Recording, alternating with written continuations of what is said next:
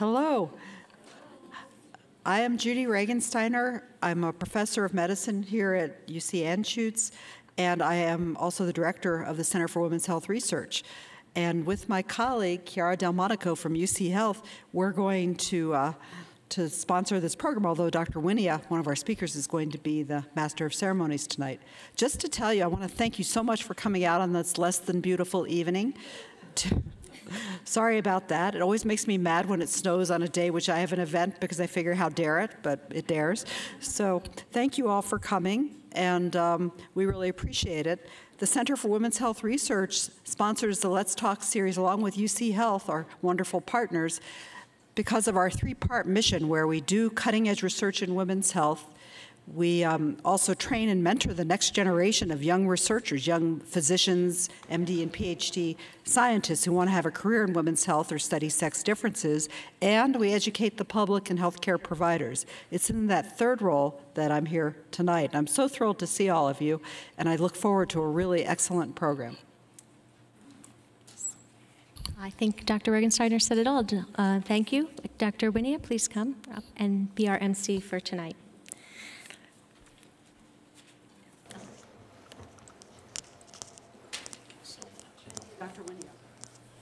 Thank you all so much for being here, and I just want to echo my appreciation for the Center for Women's Health Research and UC Health for coming together to put this program together for the community and for folks here on the medical campus. This topic tonight matters to a lot of people. I presume it matters to everyone in this audience, and it matters to many, many people beyond this audience. My task tonight is mainly to introduce a couple of pretty amazing people. I'm going to start by introducing you to Dr. Brenda J. Allen, who is the Vice Chancellor for Diversity and Inclusion at the University of Colorado, Denver, and also the Anschutz Medical Campus. So her responsibilities cross both campuses. She is a nationally known expert on implicit bias, author of a groundbreaking book called Difference Matters: Communicating Social Identity. And she's won pretty much every award there is to win for teaching and advocacy at the University of Colorado, including awards from CU Boulder. She is the recent winner of the Elizabeth Gee Award for Outstanding Faculty Member Efforts to Advance Women in Academia and interdisciplinary scholarly contributions and distinguished teaching. And I've seen Dr. Allen speak 2 or 3 times over the last couple months, and you are in for a tremendous treat. Thank you. Good evening, everyone. Thank you so much for that wonderful introduction, and thanks to everyone who put together this phenomenal event. I am extremely pleased to talk with you tonight about demystifying and defining implicit bias under our broad topic of implicit bias matters. And to get us going, I'm going to show a brief video. It's about 4 minutes long, and it is interactive, so I expect you to, they're going to ask you to do some things. Are you going to play along? Oh, good. Look at that enthusiasm. So I want you to play along with the video, and afterwards, just reflect on, how many of you have done any implicit bias training before? So some of you have, some of you haven't. And regardless of whether you have or you haven't, as you view this video, just think about how is that relevant to our overarching topic of implicit bias matters, and then to my role tonight, which is to define and demystify it. Okay? Please. You may not realize it, but your brain actually processes information in 2 very distinct ways. Like when you look at this photo, you instantly know she has blonde hair, is visibly angry, and likely has some choice words to yell. Without any effort, you experienced fast thinking. But if you look at the following problem, something different happens. Sure, you immediately know it's a multiplication problem, and you knew you could solve it if you had the energy, but didn't. If you do try, your muscles will tense, your pupils will dilate, and your heart rate will increase. Now, you've experienced slow thinking. These two systems of fast and slow thinking dictate much of our perception and reaction in life. Take these lines for example. It's clear that they're different lengths, but if you measure them, they're actually the exact same length. Even now that you know, System 1 or your fast thinking can't stop seeing the illusion because it acts automatically. A similar effect is seen here. Which figure is the largest? Again, they're all the same size, but the suggestion of perspective and depth causes your System 1 to interpret the picture as three-dimensional, even though it's on a flat two-dimensional surface. It's making quick work of the available information, and so your conscious System 2, or slow thinking, must compensate after the fact and choose not to believe your intuition or instinct. Want to see your System 2 in action? I'll show you a string of 4 digits, you read them aloud, then add 1 to each of the original digits. If the card reads 3795, the correct response would be 4806. We'll then go to the next card and you'll do the same, followed by the next card. Ready? Go.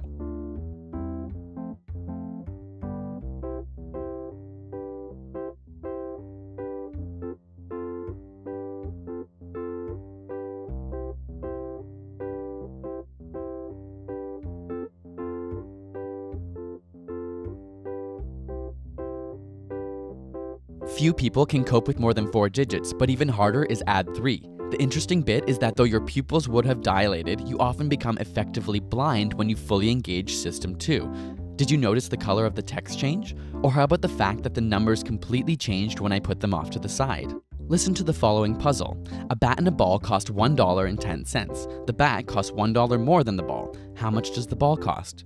Chances are your System 1 intuition was yelling 10 cents, but this appealing System 1 answer we know is wrong. In fact, the correct answer is 5 cents. Even if you worked out the correct answer, you likely thought of 10 cents along the way. System 1 is trying to work out an answer as quickly and seamlessly as possible, which is extremely beneficial in everyday life. If every activity required full mental effort, it would be exhausting.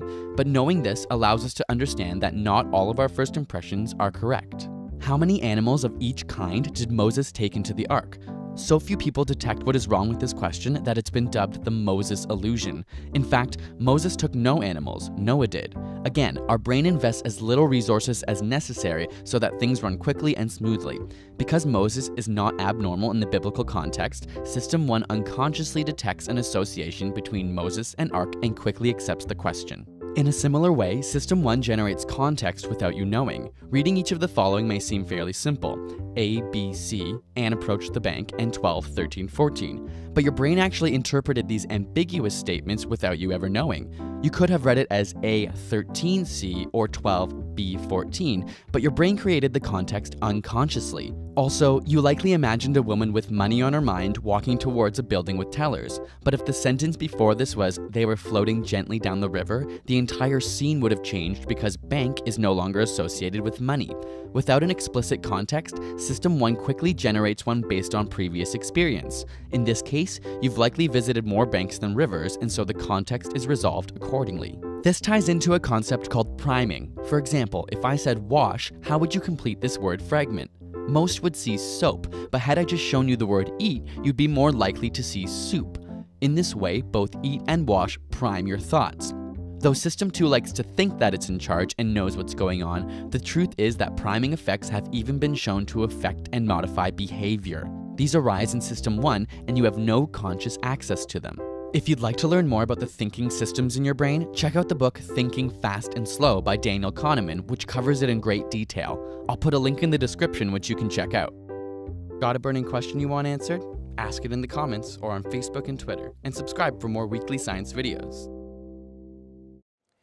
As I said, I wanted you to engage with that video, anticipating that we're going to talk about implicit bias matters. And in situations where I have more than 30 minutes to engage with audiences, I actually invite some ideas about how it's relevant. Because we don't have that much time this evening, I just want you to just pause for a moment and think about how it's relevant, and then I'll tell you how it is.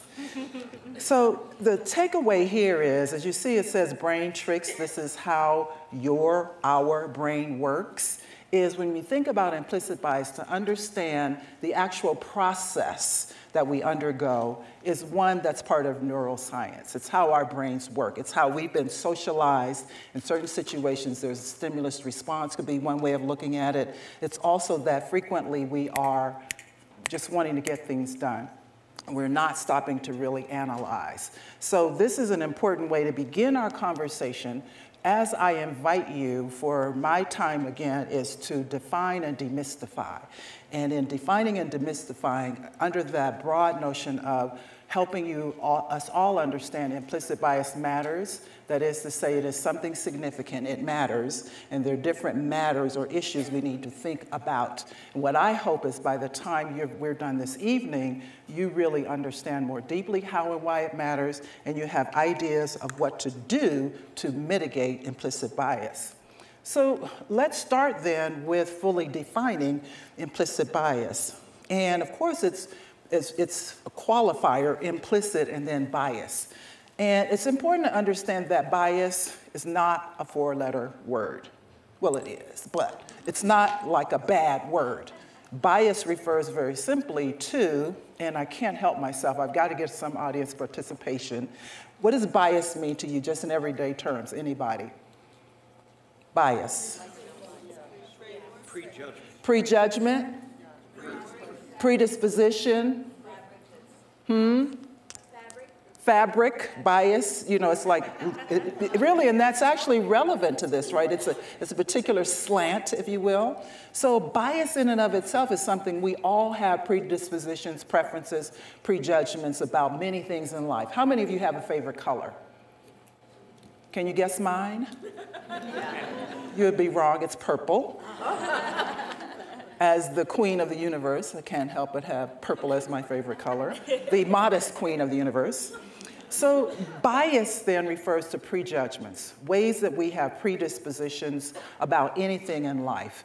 And that bias can be qualified as implicit or explicit. So when I say to you, what's your favorite color? If you have one, you know it, that's explicit and conscious.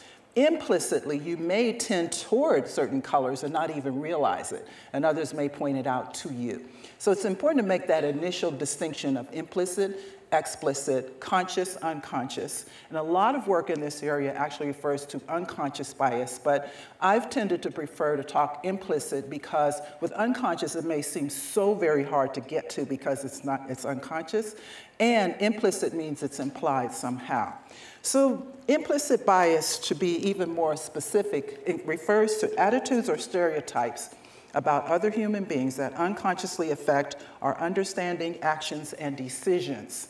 Here's where, again, this distinction is important for our purposes this evening, because remember I said biases, and we said biases refer to any preferences or prejudgments or preconceptions or tendencies. What we're talking about more specifically is how those operate when it comes to other human beings. Moreover, we're talking about them as it refers to stereotypes or prejudgments that then can affect what we do. These are activated involuntarily and without our awareness or intentional control. They reside deep in our subconscious, and we have to work hard to become aware of them. The very good news is we can become more aware, especially if we become committed to mitigating these implicit biases. And imagine, where do these come from? Let me give you an example. Earlier this year, I was very pleased to actually contract with a person who is a member of an underrepresented background. And I'm not even going to tell you the background because I think sometimes by us stating stereotypes related to groups, that actually can help perpetuate. But just trust me, I was very pleased that I was able to contract with a person from an underrepresented background. And as I was thinking about the relationship with that person, I found myself saying, and I'm going to have that person send me a report every week to delineate how the hours were used. And I caught myself, because this is not the first time I've had this type of contract. And I had trusted the other persons in that role to just log their time in, because most of the work is virtual, log their time in, no questions asked. When I stopped and thought about it, there I was again doing what I call TUI, thinking under the influence of stereotypes. Because I couldn't come up with any other reason why suddenly now I want something different with this person. even though I know better, even though, as you've heard, I do this work, et cetera. And I share that with you, for one, to hope if there's any reservation on your part in terms of, wow, I don't want to know that I have the biases. We all do. And it's important to try to catch yourself so you can do something about it. So my point is that we're all likely to have implicit biases. And it's important to think about, where in the world do they come from? Where do you think they come from, these stereotypes or assumptions about different groups of people? Anyone? Family, media, culture, religion, education. I mean, it goes on and on. And it's not only from once we're born, but research shows that babies in the womb, if one knows the baby using the traditional binary, if you know the baby's sex, you begin to engage and interact with that baby, socializing that person before they're even born. So it's from cradle, it's from in vitro to death that we are getting these these messages about stereotypes. So we harbor them in our unconscious, and they can cause us to have feelings and attitudes about other people based on various characteristics. And here are just some of those categories related to implicit bias. You can take a look at them. And if I asked you, if I pointed to any one of those and asked you, could you name stereotypes about labels that fall under them? How many of you, if you can raise your hand, how many of you could, I don't want you to do it, but how many of you could readily say stereotypes based on, if we did race and I gave you a specific category under race, especially the non-dominant or those that there's a history of discrimination against, typically there are many more stereotypes and they're negative than for the dominant group, which is not to say there aren't any as well for the dominant group. So my point is, they're in there. And going back to the video, we harbor those. And I love that verb, harbor, those kinds of notions of other human beings, even when they're contrary to our actual belief systems.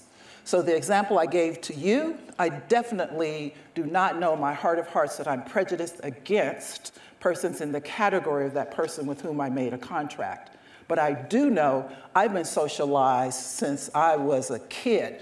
Let's take the idea of race. So when I was a little kid, little colored kid, because we were called colored those days, living in the projects in Youngstown, Ohio, we little colored kids would sing, so when you're white, you're right, and if you're brown, stick around, but if you're black, ooh baby, I get back, I get back, I get back. And in fact, one of the worst things we could call one another, let's say if I was gonna call Ronald a jerk, if I called him a black jerk, that was like the ultimate insult. So we were teaching ourselves colorism and internalized racism. So it's no wonder that when just the other day, I took an implicit association test. If you're not familiar with them, I'll be talking with you about it a bit later as something to do. I took the implicit association test on race and found, no surprise to me, that I have a moderate association of white people with positive and good and black people with negative and bad. And again, so contrary to my whole lived experience, and yet it's in there. So my point is, of all these categories and even ways that they intersect, we have been taught these well-learned sets of associations between some trait in a social group, which is what a stereotype is, that affects us whether we're aware of it or not. And this has implications for many things across life. And before I get deeper into that, let me share with you some of the actual conditions for bias. Because those are important. What I want you to do is to keep track, if you haven't already, of what might you do to mitigate implicit bias, you personally, you individually. And one of the things to do is understand, well, what are the conditions under which you're likely to unconsciously, that system one, right, make a decision or do something based on how we've been taught to associate traits with human beings based only on their identity categories. One is emotional states. And that's across the range. You could be very happy about something, and because you're feeling that euphoria, et cetera, and you're making a decision or a snap judgment, you might be more likely to tap into those stereotypes. Similarly, ambiguity. If there's no clarity in what you're trying to do at any given point, you're really likely to go with a snap judgment. Remember that notion of priming? It'd be a situation in which here's how we do things around here. And typically how we do things around here are based on dominant group kind of value systems, et cetera, and are now left unquestioned. So if there's not that clarity, for example, we are going to be very specific about looking for applicants. Let's say we're hiring.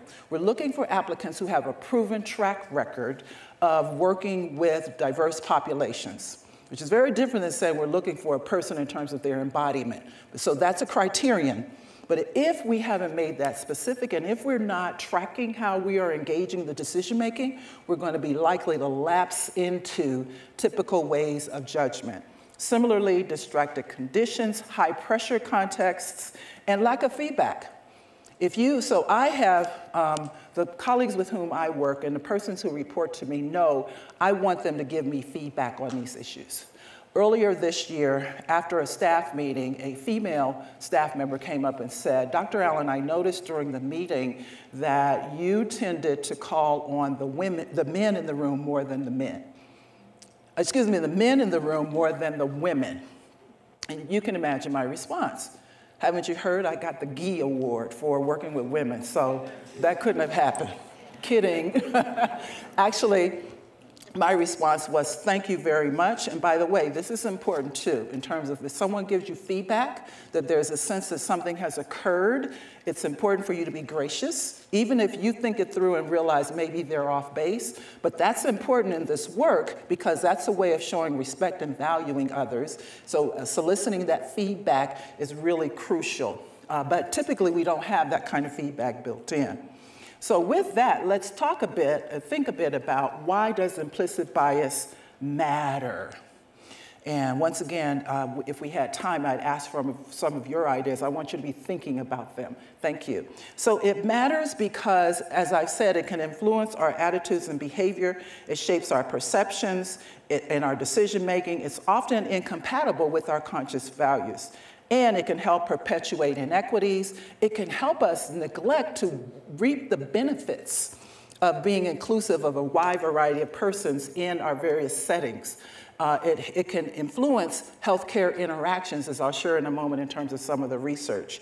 And that way, we miss out on people being innovative, being loyal, being creative, their morale, job satisfaction, patient compliance, how much patients and others actually share information. I'm sure you understand we could go on and on with that. And the research actually upholds this. This particular one that I show up here is a very good resource because it shows a nice summary of recent work specifically in healthcare. However, this growing body of research covers everything from social justice to education to healthcare to employment in general to housing, and it uses methods such as simulation, experiments. Have you heard of the resumes, the sounding name studies? Black sounding names versus white sounding names, male sounding names versus female sounding names. Now they're doing them with Arab Muslim sounding names versus Eurocentric. If you're not familiar with the work, it's highly scientific and everything's the same except the name. And by the way, the persons are much more likely, a higher percentage, to go with, because they're making that association, to go with members of the dominant groups than the non-dominant groups, regardless of whether or not they are a member of that group. So that means I, as a Black woman, might be likely to prefer a white-sounding name or a male-sounding name than a Black or Latinx, et cetera. You get where I'm going with that. So there's a wealth of research that looks at even across, thinking about the healthcare system, it looks like everything from students entering into professions, their attitudes about, for instance, Black people have a higher tolerance for pain, or Latinx people are less likely to, right? So they come in with that, and it also affects admissions processes. It affects once you're in the healthcare profession, it goes on and on and on. Who gets appointed, who gets mentoring, who gets research projects, what people say on resumes. There's a wealth of the research, which is pretty impressive and important to understand. that we can do something about it. And it's important for you, I want you to really think about whatever your particular area is. If you're not familiar with the research, there's probably some research on it. When I'm invited to work with groups and do a full-on workshop, I do homework. So I just did, the CU Student Nurses Association invited me, and lo and behold, earlier this week, there's actually research, well, it showed that a Pearson textbook had appalling information in it that was stereotyping racial ethnic groups. And no one had caught it because of, I think it's implicit bias. I hope it's that rather than explicit. But once it was called and they got the feedback, they pulled it. And that was very commendable. So what to do? Remember that we all have biases. Do you have biases? Yes or no? Say, I do. I do. And commit to managing your biases. I bold the your because sometimes in these situations, people say, well, I just wish my boss was here, or I just wish so-and-so was here. So I'm like, you're here.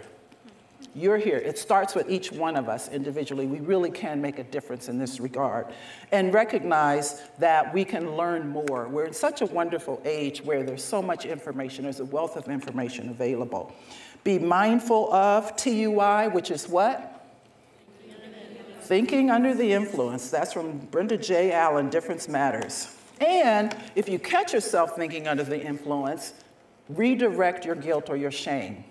That's what I do, because I continue to catch myself. And then I said, okay, so I'm such a product of this environment. I'm such a product of, the messages implicit and explicit, and I can do something about it.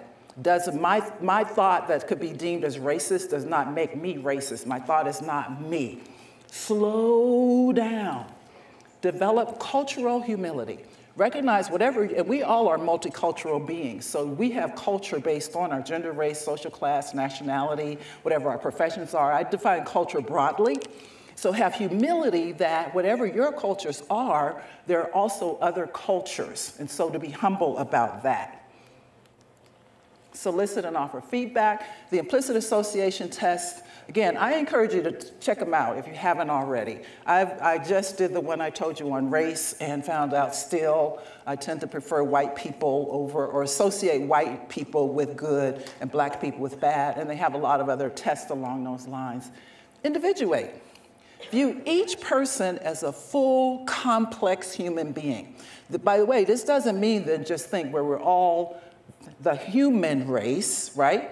I don't want to go that relative, but just for instance, if I were to engage with you based on your name, based on how you're dressed and so forth, I might have some sense of particular aspects of identity.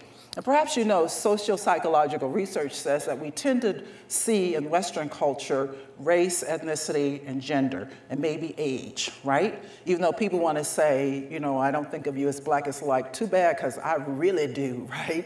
And it's a good thing for me. But as I view you, I may think I have some ideas about those basic categories, and those matter. So not saying to deny, right, if I see you and think I have a sense of your race or gender, but rather to also think, and there's so much more that I can't know, just as you can't know about me. So individuate is important. Seek counter stereotypes. If you're aware of certain stereotypes, intentionally look for something that goes against that. And when you find those counter stereotypes, imagine there are thousands more like that, rather than leaning toward thinking, well, that's an exception, right? That's an exceptional person. To think about there are thousands others out there. Control the conditions. Platinum rule, who knows what that is? As treat others as they want to be treated. So in your toolbox, you can have the golden rule, do unto others as you would have them do unto you, and the platinum rule. The platinum rule requires work on your part to try to understand, right, and value how do others want to be treated. And that's a really good way at actually connecting with your biases. For instance, one way to realize you might be biased is, as I gave my example of checking myself. Another way is, if you're engaging with somebody or you hear someone say or do something, you find yourself thinking, wow, that person knew that or said that. That might mean you're being biased. You have an implicit bias. If you're surprised that a person is capable in a certain way and you can only locate a difference in terms of some of their identity. And by the way, I hope you see, as I'm sharing with you, to accept this as a wonderful challenge to do better in the world. Not as something for you to feel burdened with, but rather excited about, that you can make a difference when it comes to these issues. Work within your sphere of influence. No matter who you are, there's someone that you can influence through your behaviors. So just think about that, and again, accept it as a wonderful assignment. There are many other things that can be done. I share with you what to do at the individual level. When I work again with groups, I go in more detail for this one about strategic approaches and processes and promising practices. Certainly, the more professional development and learning and growing one does, the more of a difference it can make. So as you think then about what we're covering this evening, Implicit Bias Matters, I hope that regardless of how much you thought it mattered before my presentation, you feel even more deeply that it does matter. I hope also I have illuminated some of the issues that do matter, and furthermore, provided some ideas in terms of what you can do. Starts with each of us individually, and we can really make a difference, in particular thinking about reducing health disparities, striving for health equity. And by the way, this is not just about thinking about patient and services and so forth in healthcare, but thinking about the kind of workplaces we have as we engage with one another. Thank you very much.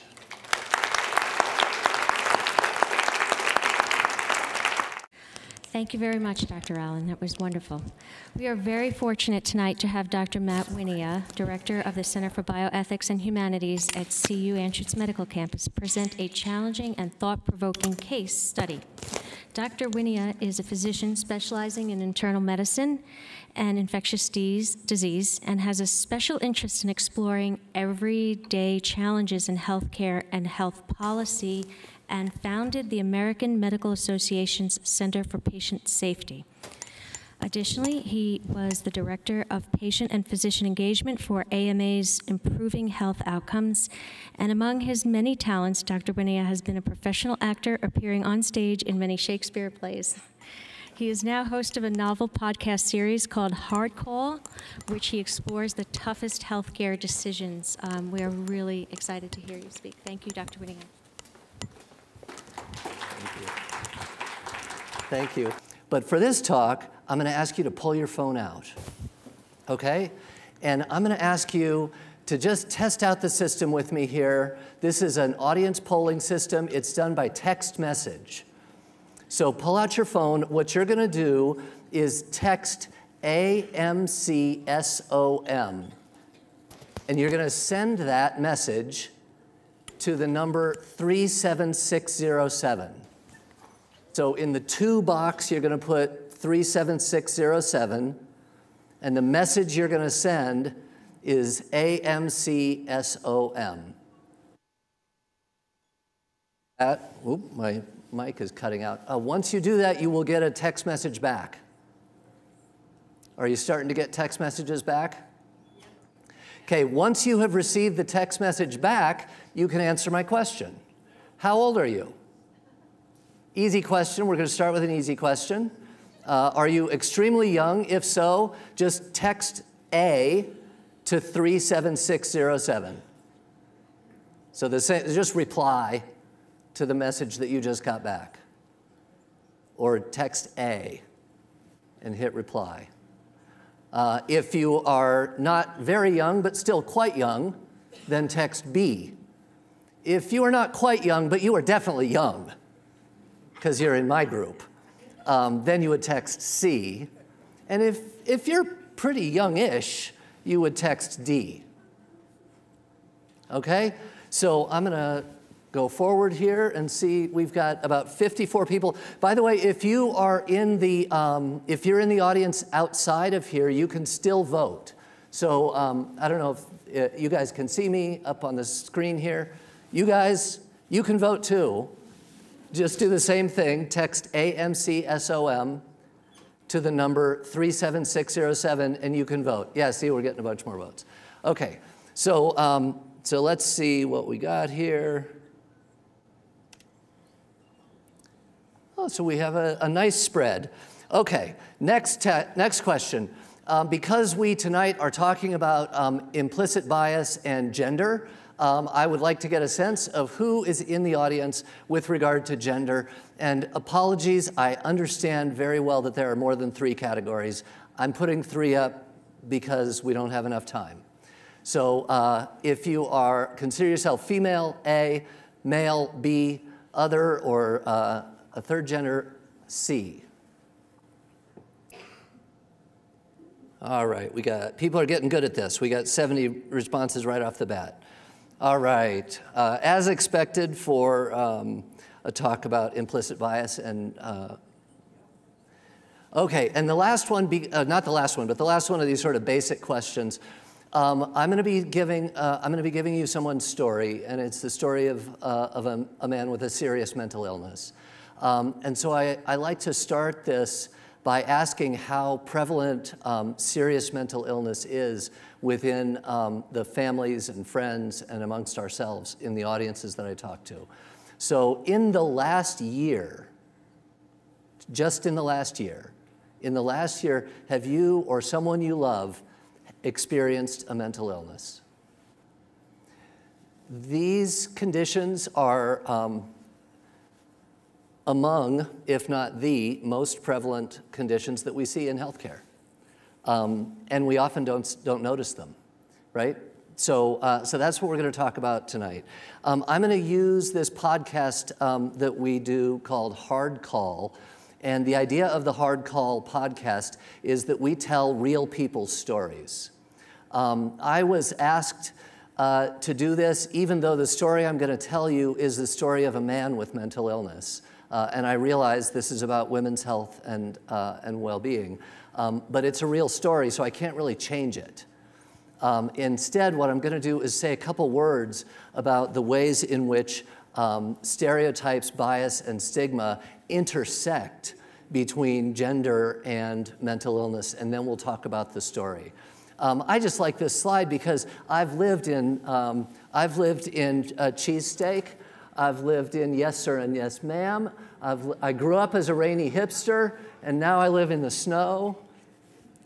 So there are all kinds of stereotypes, right? So what are some of the stereotypes, and these aren't good or bad, what are some of the common stereotypes? You all know these. What are some of the stereotypes? Just text a word, and it will show up in our word cloud, and we'll create a word cloud together.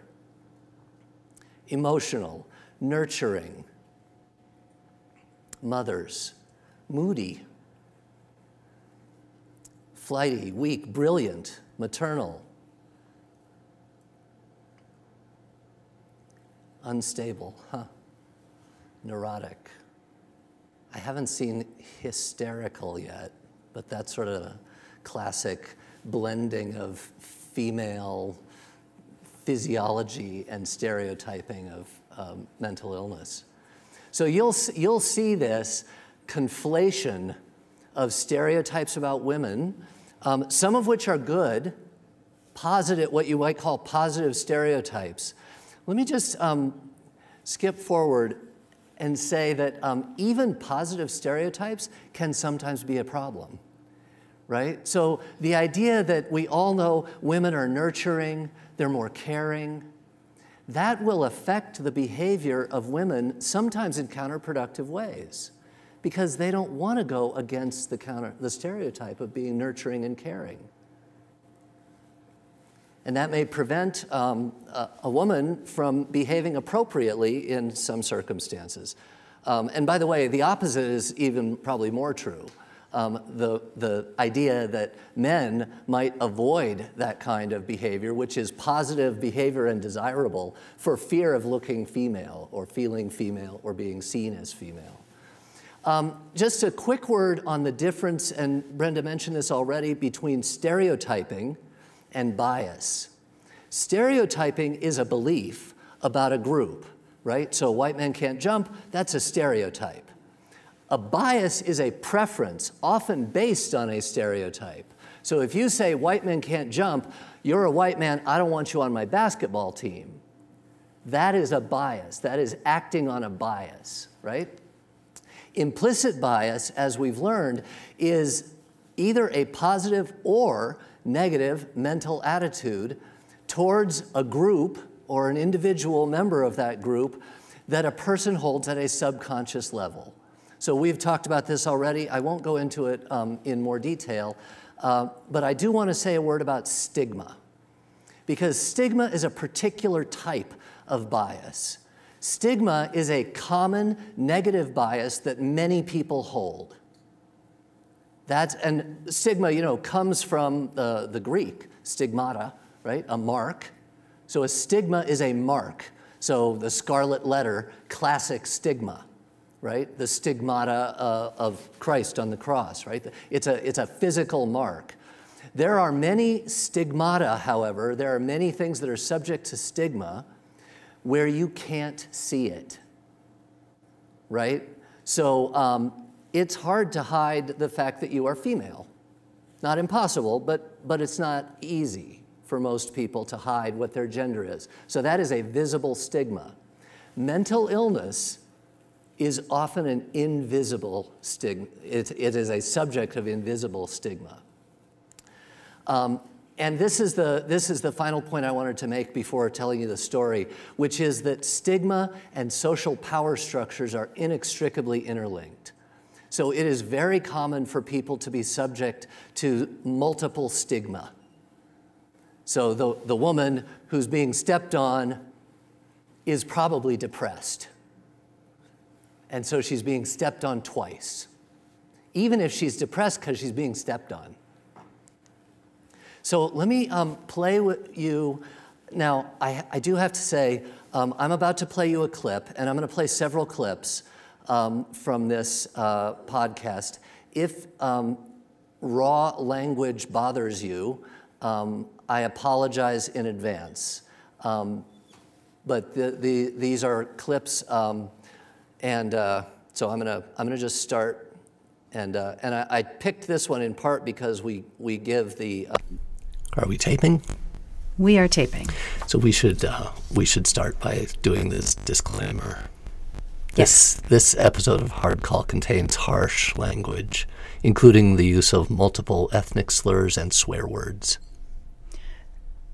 Do we need to say it's not recommended for children, or is it obvious? I think that's obvious. You say multiple ethnic slurs and swear words. Yeah, okay. Yeah. How you doing? How are you, sir? Jeff Zen. Carlos, nice to meet you. Carlos, nice to meet you. What do you do, Carlos? I'm a sewing machine mechanic. Are you? Yes, Who I do am. you work for? Anyone? On my own. I work on my own. Do you? Yes. Good for you. You're in business for yourself? Yes, sir. Congratulations. Thank you, Are sir. you doing well? You making money? I just started. I've been working. I just started my business. I just Very worked in the good. garment sector for 20 years. So. For 20 years, and you went out on your own? I went out on my own. Congratulations. I went in the garment center for 31 years and just started business. Are you happy? Are you excited? I am. I've been involved in this business for so long. I like it, you know. It's my life. It's been my life, so. Congratulations, and I want you to know, if you ever need a favor, if you ever need anything, you come to the 28th floor and you talk to me. If anyone ever gives you trouble, if anyone ever gives you a problem, you come talk to me, okay? Because you know who I got behind me? I got the Leboviches, I got the rabbis, I've got the Jews, I've got the Italians, I've got the lesbians, I've got the Haitians, I got the Voodoos, I got the 150,000 Chinese employees. You know what I got behind me? I got the power of God. I've got the Word. And so do you. I can tell you're a man of God, aren't you? Absolutely. Absolutely you are. And a man of God is a man of God to me. It doesn't matter if you're Chinese, Jewish, Arabian. I don't care what you are, as long as you believe in God. As long as you don't try to hurt people, as long as you're a good person, you're on my team. You're on my side, and I'll protect anybody who believes that. You want to fuck with me, you fuck with everybody, okay? And then you want to fuck with you, you're going to fuck with me. Okay. You getting off? How's you doing there? My pleasure, sir. Thanks for coming up, okay.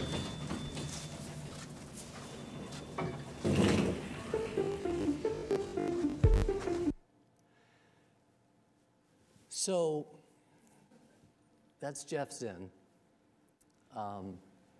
What serious mental illness is Jeff most likely experiencing right now?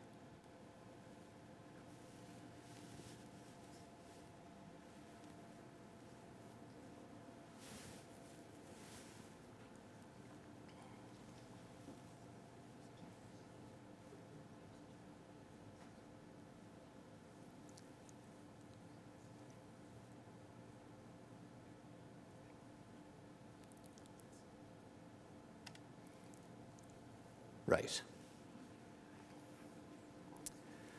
So, so Jeff, as I said, real guy.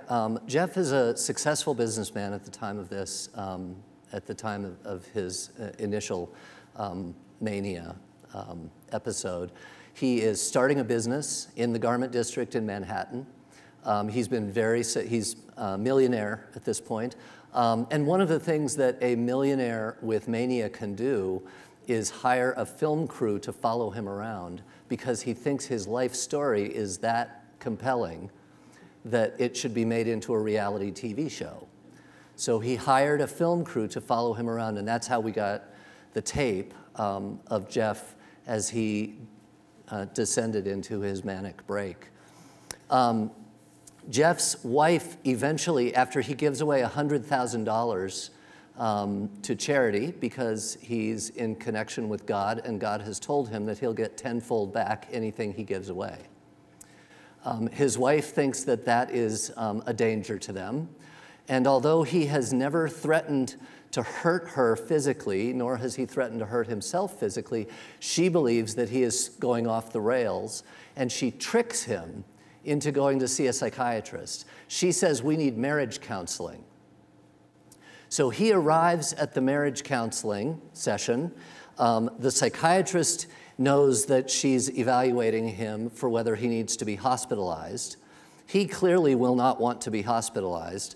And this is the first question that we ask at the end of episode 1. And I apologize, I'm going really fast on this because I want to get to episode 2. He was just starting a new business, in fact, and a psychiatrist was trying to decide if this man... I got the biggest reputation this industry has ever had. I'm rocking the foundation of this world. ...needed to be hospitalized, or if his wife was just mad at him.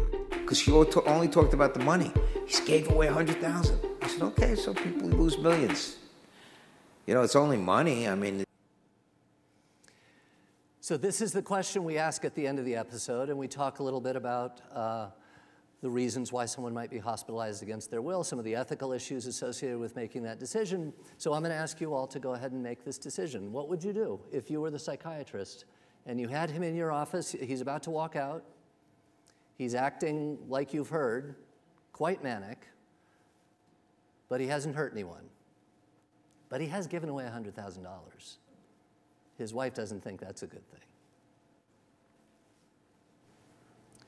So we'll get to 50, and then I'll go ahead and unveil the answer. Okay.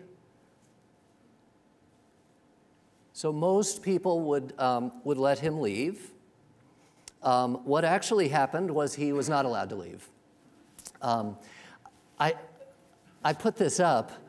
Yeah, some of you will recognize this Cuckoo's Nest picture.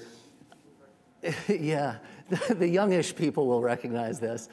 I put it up in part because this, is a stereotype, right? What I'm showing you right here is a stereotype. This is what his facility actually looks like.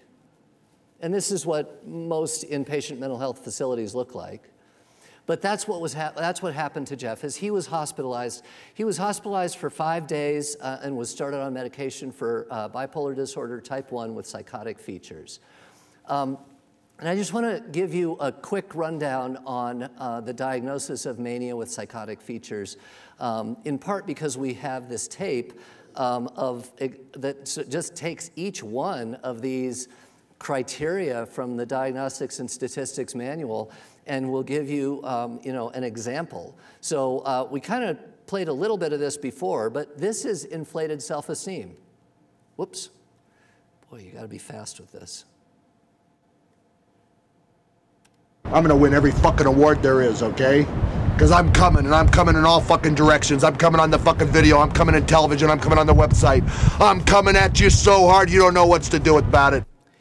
And if you're curious what Jeff sounds like when he's not manic, this is Jeff today, or a few weeks ago when we were talking to him about this and describing what he felt at that time. I'm working, and not sleeping. I'm working, 18 hours a day. I'm sleeping maybe 2. Distractibility. So this clip, the phone rings as he's talking to someone, and it completely throws him off.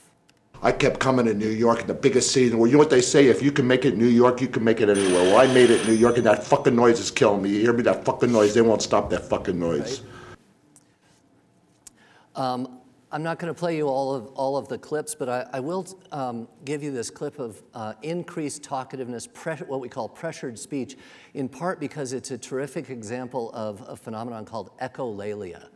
People with mania will sometimes speak in a sing-song way where they rhyme things over and over again. So this is an example of echolalia. Come on.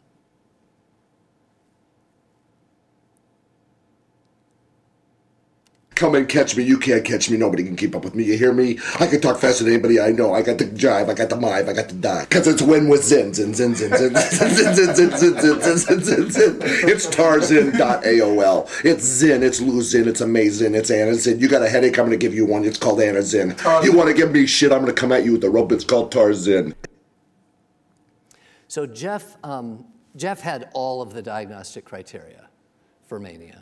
And as I said, he was hospitalized, but the episode I want to spend time on is episode 2. What happens in episode 2 is after his hospitalization, amazingly, he's got about $1 million in investments from external investors. These investors agree to continue to fund his new business if he'll agree to have a chief operating officer installed. And the purpose of this COO is to make sure he doesn't do anything, forgive the expression, crazy.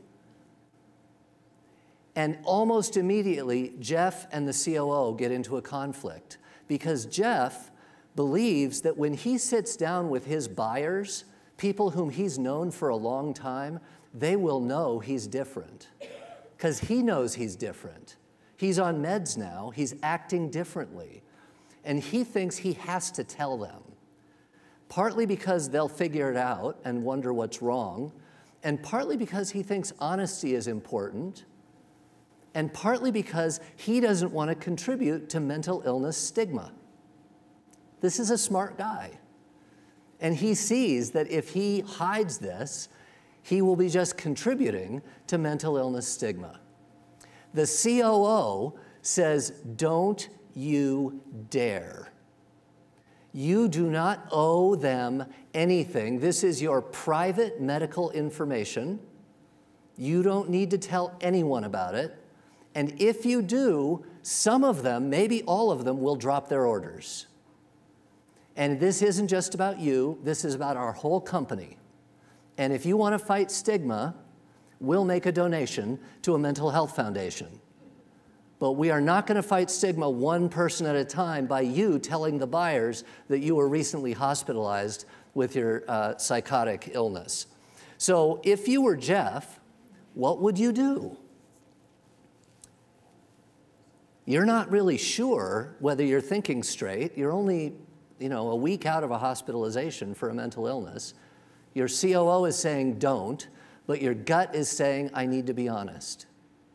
What would you do? Tell your buyers or not tell your buyers?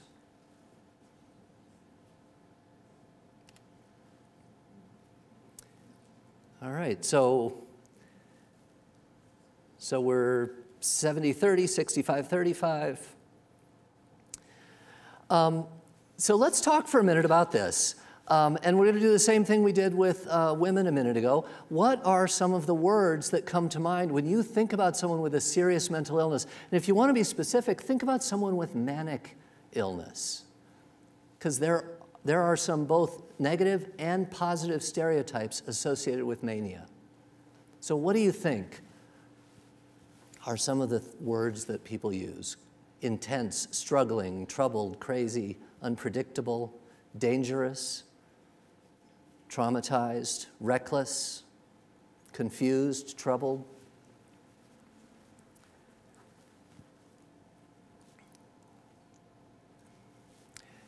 So let me ask you a question. This is a standardized question from surveys that have been done nationally about stigma and mental illness. Do you agree or disagree that most people are generally caring and sympathetic to people with mental illness. If you agree strongly, press A, send in A, somewhat B, somewhat disagree, C, or if you strongly disagree, D. So I'll uncover this, but I'll also just note that there's a reason this question is phrased in the way it is, right? This question doesn't ask, are you generally caring and kind? It asks, are most people generally caring and sympathetic? And the reason for that is because this is not trying to get at you and your beliefs. This is trying to get at whether there is a stigma within the community, this unconscious, implicit, that's the sort of norm that you start with. And if you want to act against that, you're going to have to do it intentionally, right? This is a reflection of what do you see in the world around you? What is the fast way of thinking about this? So let me ask you a couple that are more personal. And again, these are standard questions that have been used in many surveys nationally and internationally. Would you be willing to have a person with a mental illness move in next door to you? Definitely, probably, maybe, probably not. Definitely not.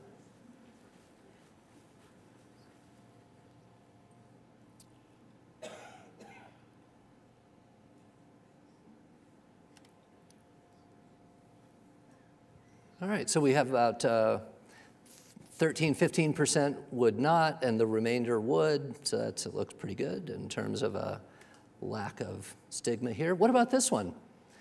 How would you feel about someone with a mental illness marrying into your family?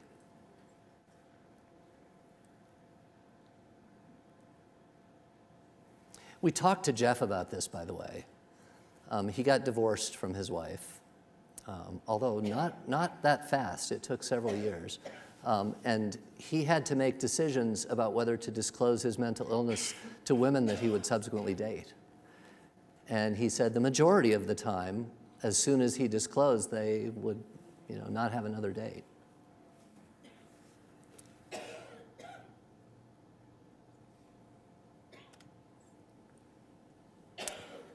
So this is our audience. I'll just show you the national data. So this is the proportion of people who would say unwilling. And there are a couple other questions that were asked here, but the ones that I showed you were move next door. So nationally, about 38% say definitely or probably unwilling. Marry into your family, it's a much higher number, almost 70% say they would not be happy for that to happen. So what do you think, because remember we talked about how mental illness is invisible? So you have this option, right? If Jeff had a skin cancer that was growing on his cheek, he really wouldn't have a choice about disclosing that or not. This is not like that. This doesn't have a physical stigmata attached to it. So he has this choice of either telling people or not telling people and trying to pass as someone without a mental illness. And you'll recognize this term of passing from other contexts, I'm sure. But I want to ask you, what do you think what is the most harmful? And there's not a right answer here. There is data on all four of these. So all of these are effect of trying to pass as not having a mental illness when you do have one. What do you think is the most important one, is what I'm asking. So feelings of insecurity and exhaustion seem to be the most prevalent. And then one fact-based question, and then we'll wrap up. What % of people with a serious mental illness, so schizophrenia, manic depressive illness, what % of people with a serious mental illness will recover if they receive treatment? So what % of people who receive treatment will recover?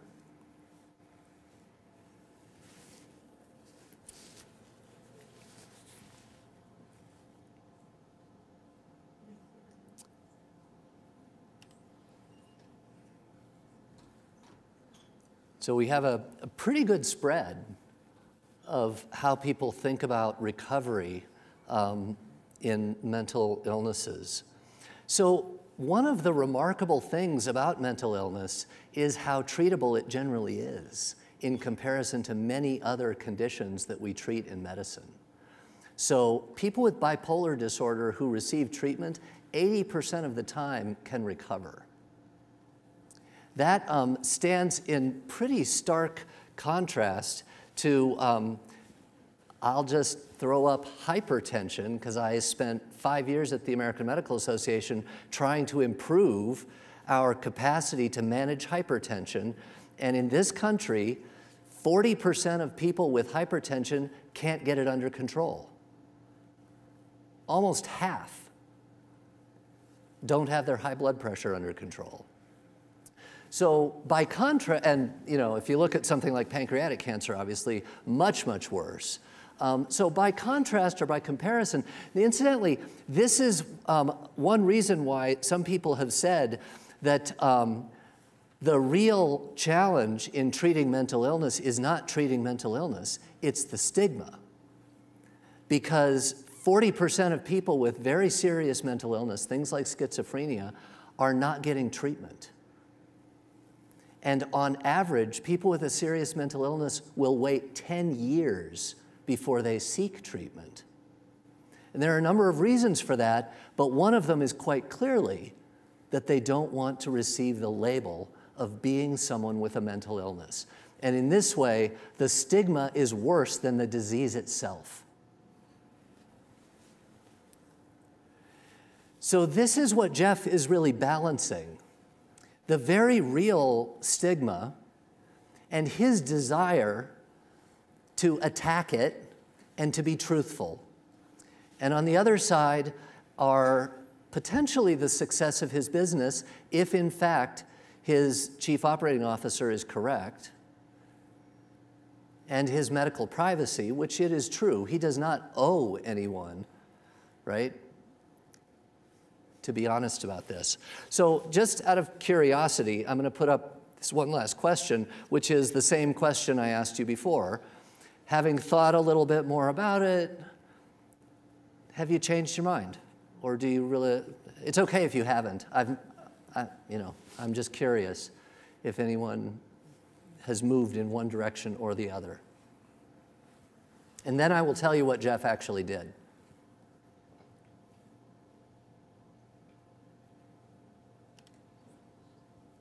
Not much.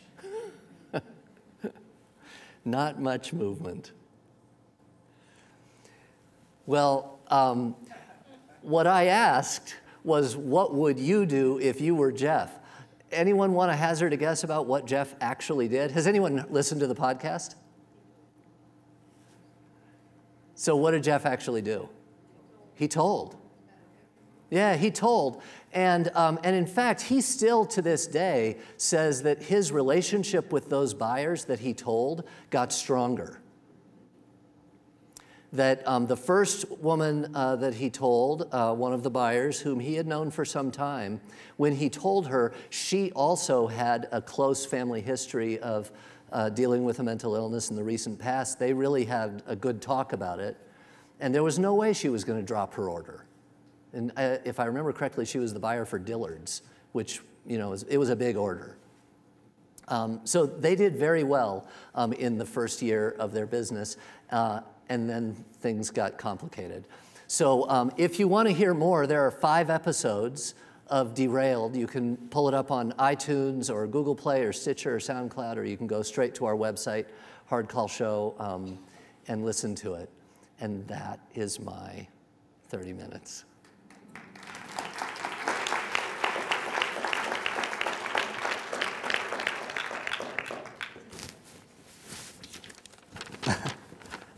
Wasn't that an amazing talk? Let's give him one more round of applause. So now my job is to introduce you to Matt Vogel.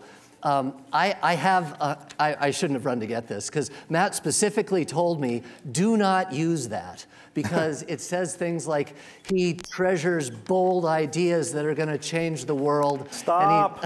And he said, I'll give you $100 if you don't say that about me.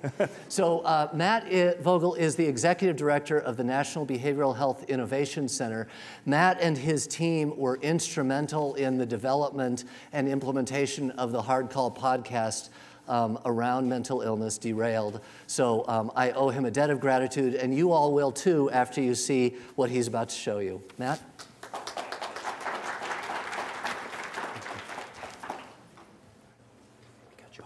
I think so, yeah.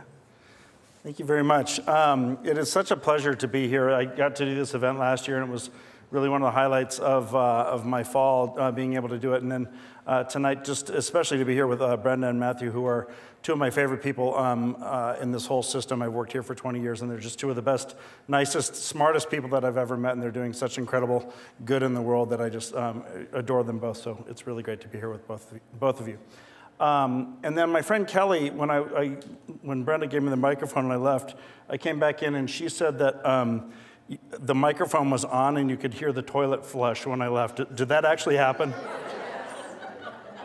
Epic. All right. You know, I just got a story I will tell till the day I die. Hopefully you heard me wash my hands and we're all good there. But it's kind of nice starting there because there's really only one direction I can go. So yeah, let's talk about virtual reality. I want to talk about, there's so much hype around virtual reality, and everybody's talking about its ability to influence empathy.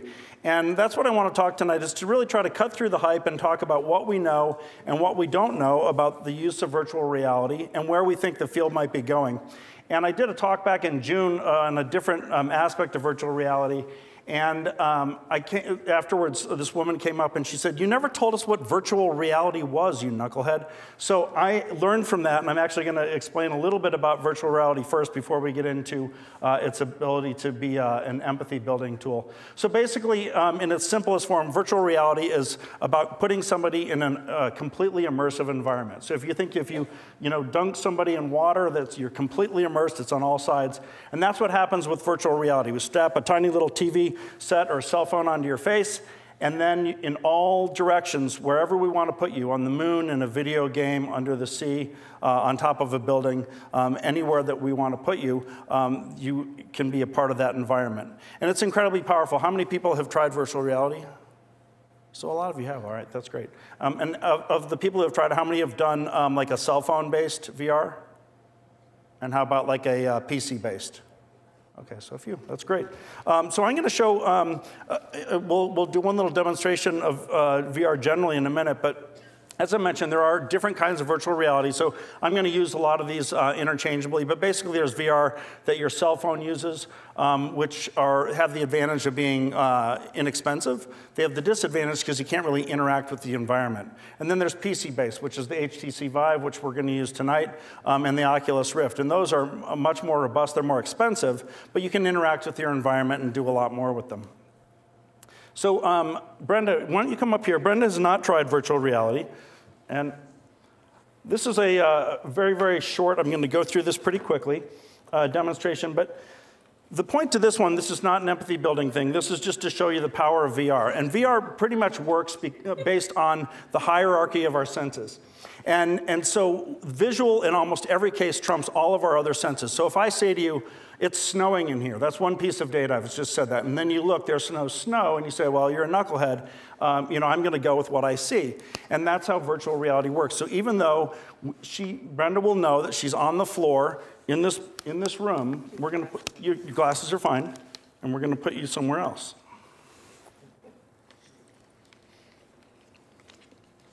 Let's see. Is that okay? Mm-hmm. Actually, my glasses are crunched. Oh, I don't want your glasses crunched. There we go. Okay. Is that good? Mm-hmm. All right. And then if you hold your hands up, palms up, and just stay here for a second. And I'm going to, yeah, could you switch it, please?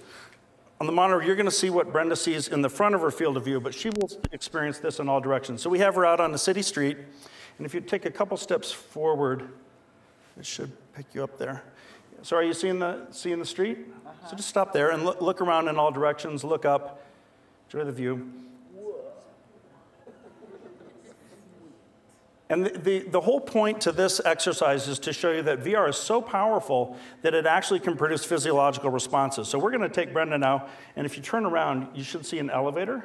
Wait, my glasses are a little still crunched. I'm sorry about that. That's okay. Here, let's see if we could can take them off. Yeah, let's try taking them off maybe.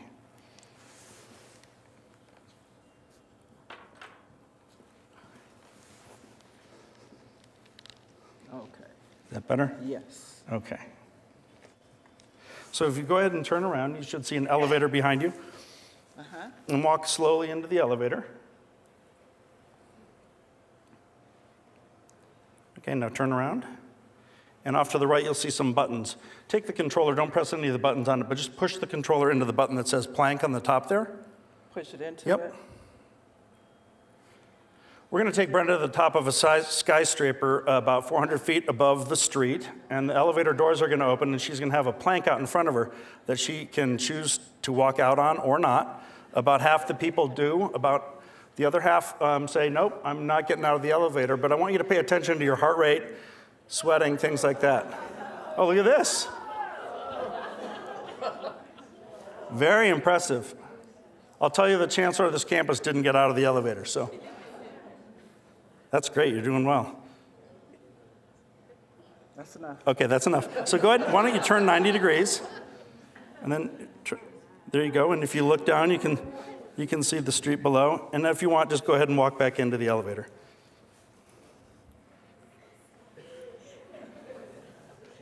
Good job. Yeah.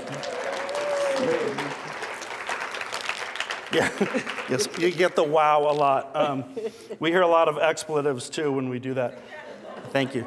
Did you notice that your heart rate went up? Yes, and people start to sweat. So that's how powerful VR is. You intellectually, you know you're in one place, but it takes you to a completely different place. And we'll have the opportunity for people to come up afterwards and try it, or you can come to our center anytime that you want.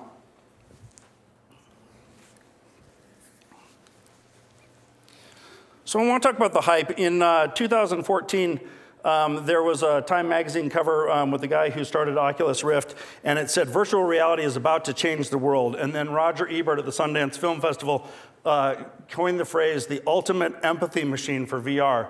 And all of a sudden, there was all this hype. And could it be that it would live up to that? Well, maybe. It might. But you got to remember, back in 2012, there was another electronic device that came out. And we were told ahead of time, Steve Jobs said it'll be bigger than the PC, and it's going to be bigger than the internet. The venture capital firm that was backing Amazon at the time said it will be the first company to reach $1 billion in revenue, and it will do to the car what the horse and buggy, or it'll do to the horse and buggy what the car did. Anyway, yeah, you can read that. I'm still thinking about the toilet, so. And they said, it will change the world. And what was this incredible world-changing device? It was the dumb scooter, right? Didn't exactly change the world. It did revolutionize how mall cops respond to disturbances in the food court, but it didn't exactly change the world. So the point is, we hear this a lot, that this new piece of technology is going to be world-changing. Take it with a grain of salt. That said, there is a lot of reason to believe that virtual reality is for real and here to stay. These are projected revenue for the VR industry. You can see that just really it became commercially available just about 2 years ago, where you could actually go to Best Buy. And we're going to see exponential growth. And you look at this chart right here that's showing the breakout of what we predict will be some of the areas of revenue. Up in the dark blue, 5.1 billion this is in the year 2025, will be in healthcare. And there's all kinds of applications that are already being used. It's being used very effectively in chronic pain, stroke rehab, treating functional neurologic disorders, all sorts of mental health disorders, and PTSD. So talk about the empathy. The research in virtual reality and empathy has been going on for about 12 years now. And the majority of it early on was done in two places, at Stanford and then the University of Barcelona. And what they did was embodiment studies.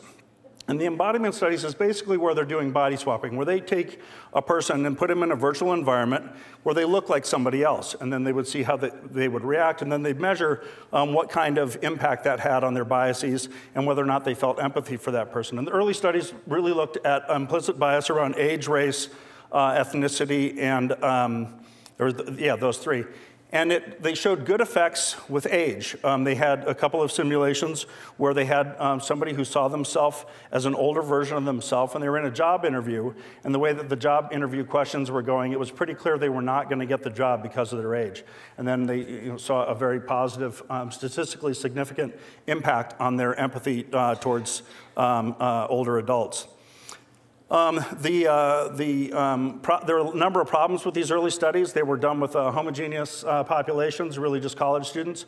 Because virtual reality has only recently been commercially available, all of the studies were done at places with these very, very expensive machines. So they pretty much drew from undergrad students who were doing it for pizza money to come in. And so they you really had to take them with a grain of salt. And frankly, the results were a little bit disappointing early on, particularly when it comes to racial bias. The very first study that Stanford published on the subject showed that it actually activated people's stereotypes when white men were in it looking at themselves as an avatar of a black man. That it actually activated the stereotypes that they had held previously, and that their level of empathy went down, not up. So a lot of people were worried about that. Molly, do you want to come down here? I talked to Molly ahead of time. She hasn't tried VR either. You're not going to go on top of anything, so don't worry. What I want to show right now is just an example so that you have it in your mind as I'm talking about these studies. This is an example of the embodiment platform that Stanford and Barcelona used. This is a later version of it. Let me get these on you. And the quality has gotten better over the years. There's a new version that we haven't been able to get from them yet because they're still using it in some active studies. So go ahead. Is that comfortable for you?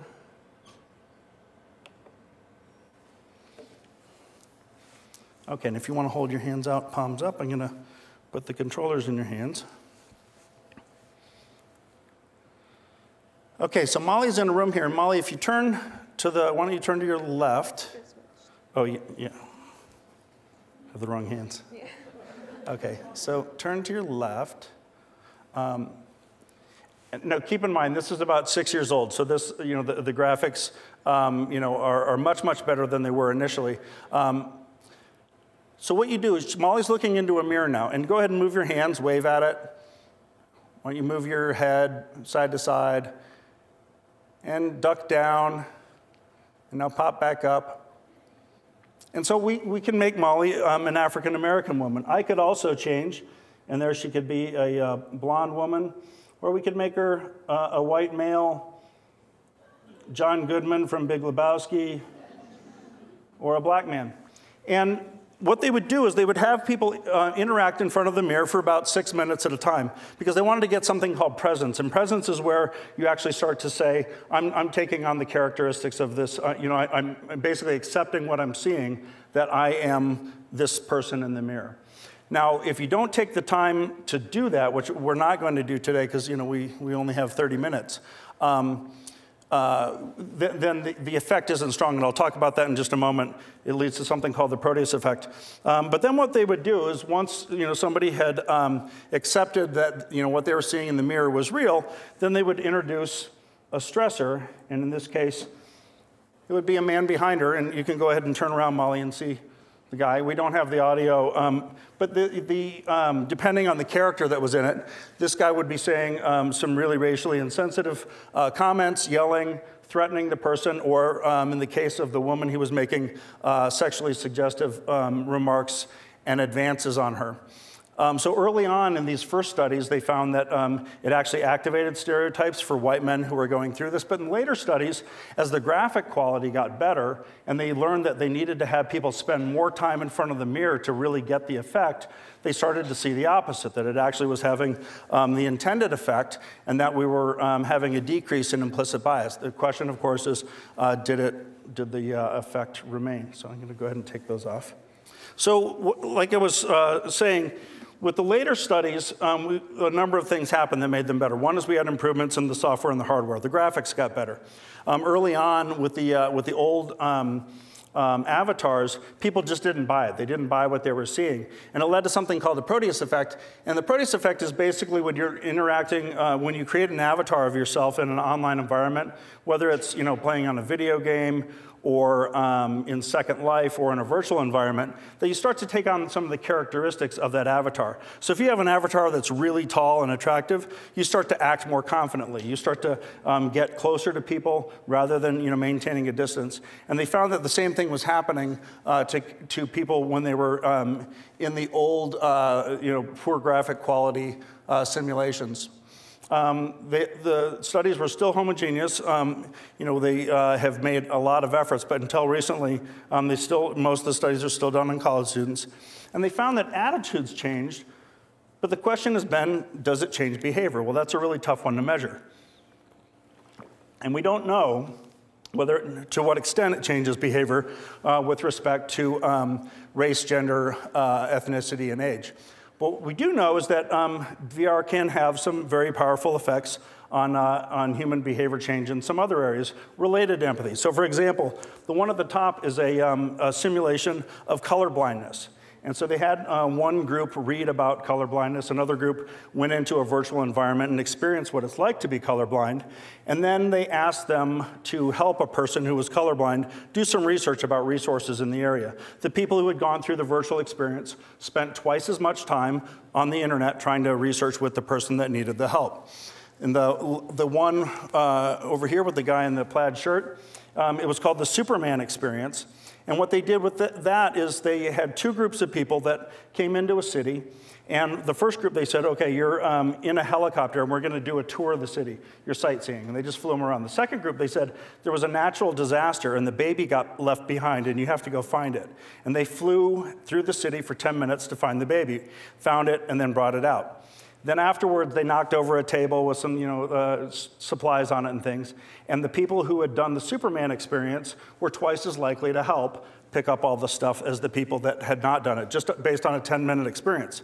Now here's the really interesting part, is then they came back 4 weeks later to fill out paperwork and pick up their check, and they found that the effect had actually sustained. As the people were coming out of the building, they had another research assistant that they hadn't met who stopped and asked them for directions, and those people were still twice as likely to help, even if they didn't know the campus and know their way around.